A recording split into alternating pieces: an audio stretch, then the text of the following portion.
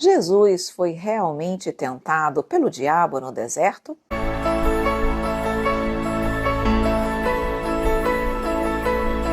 Não, pois para que alguém se sinta tentado a fazer alguma coisa, é necessário apresentar certa simpatia por essa coisa. Caso contrário, não há tentação. Jesus, quando esteve encarnado na Terra, já era um espírito puro, desprovido de qualquer paixão material. Apresentava superioridade intelectual e moral absolutas, e nessa condição estava completamente imune a qualquer influência perniciosa com a qual tentassem envolvê-lo. A passagem evangélica referente a essa tentação de Jesus encontra-se no Evangelho de Mateus, capítulo 4, versículos 1 a 11. O chamado diabo nada mais era que um espírito inferior, ainda voltado para o mal e desejoso de influenciar negativamente o Messias, mas sem conseguir lograr êxito.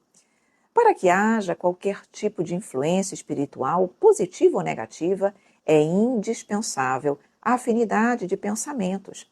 Todas as pessoas têm a capacidade de influenciar alguém e de serem influenciados, estejam elas encarnadas ou desencarnadas, desde que se estabeleçam vínculos pela sintonia entre nós e eles e vice-versa.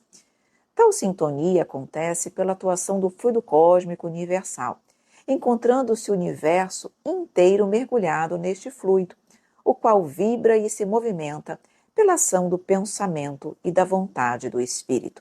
E como nos adverte Emmanuel no livro Roteiro, é no mundo mental que se processa a gênese de todos os trabalhos da comunhão de espírito a espírito. E a doutrina mesmo esclarece terem os espíritos tanta influência sobre nós, que de ordinário são eles que nos dirigem. Então, segundo os nossos pensamentos, palavras e atitudes, entramos na mesma faixa vibratória de outros espíritos que pensam, falam e agem como nós, estabelecendo-se então a sintonia.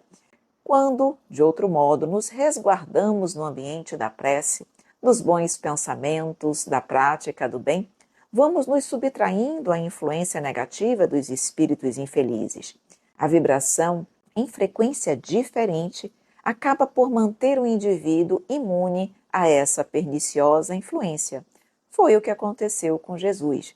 Portanto, espíritos imperfeitos não têm qualquer ascendência sobre os puros, mas o inverso sim. A ascendência moral é fundamentalmente para se fazer obedecer e ouvir por um espírito imperfeito. Ele não pode se esquivar a essa autoridade moral. Por isso Jesus tinha tão grande poder para expulsar o que naquela época se chamava demônio.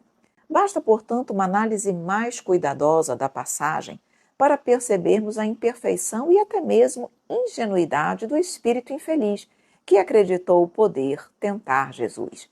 Como seria possível oferecer a Jesus todos os reinos do mundo se ele, o Filho do Homem, tinha acesso aos reinos que desejasse, estivessem eles na terra ou fora dela?